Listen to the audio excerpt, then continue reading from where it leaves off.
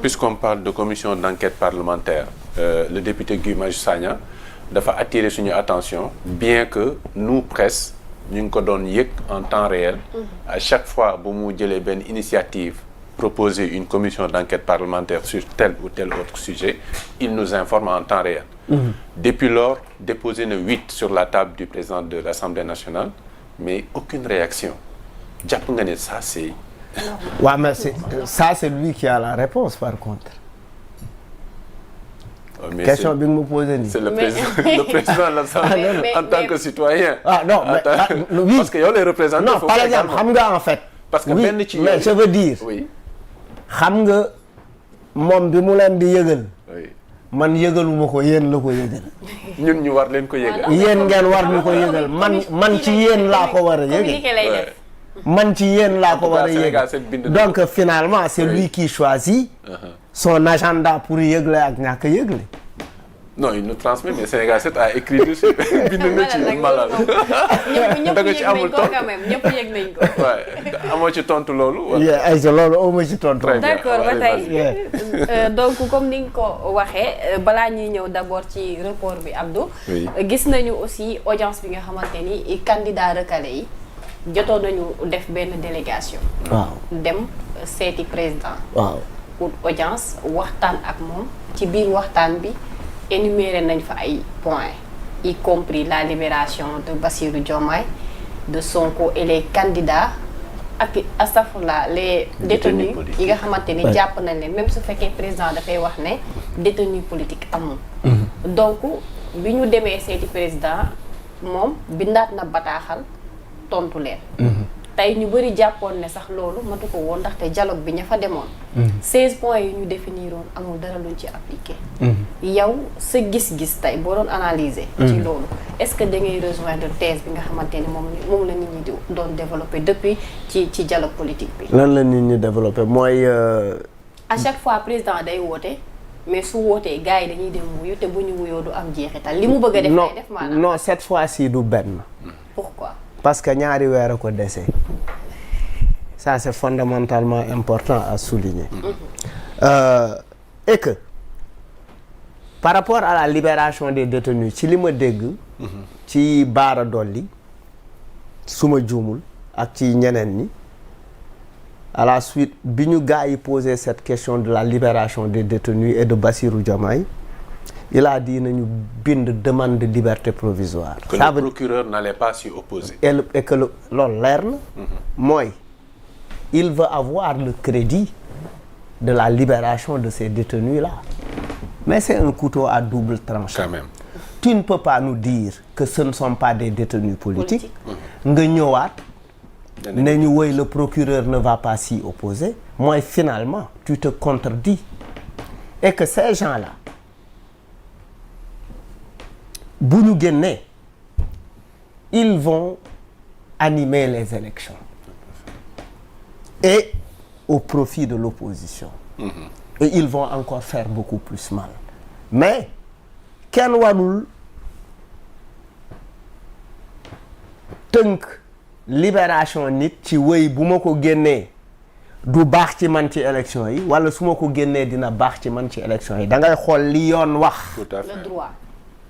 Alioune Sané bu Y'en a marre on le prend devant chez Ousmane Sonko ñu ne way teg ay chef d'accusation yu bëri entrave à la circulation participation telle way manifestation non autorisée xawma lan outrage à agent patati patata ñu dem téye ko garde à vue après yóbbu ko mandat dépôt non jour bi ñu ko téye garde à vue quelques jours après c'était au mois de juin bi ñu ko téye ba quelques jours après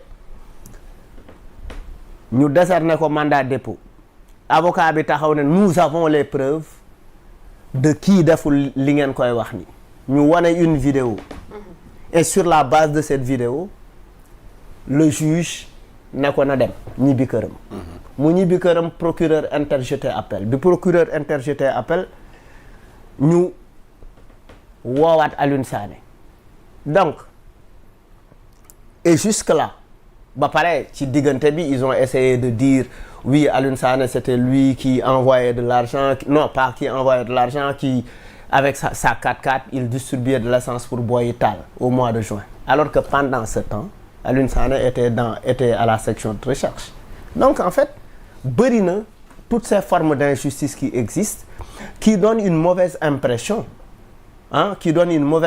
sur notre démocratie moom moo tax en fait à tout va la question des détenus politiques on en parle oui mais la question des longues détentions préventives il y a énormément de jeunes qui croupissent dans les prisons depuis longtemps qui attendent depuis 5 ans kenn attewu leen mais c'est des anonymes kenn du wax seen wax donc pour man il nous faut ci élection yi ñu jëm comme li Y'en a marre di waajal tuddee ko wàllu askan wi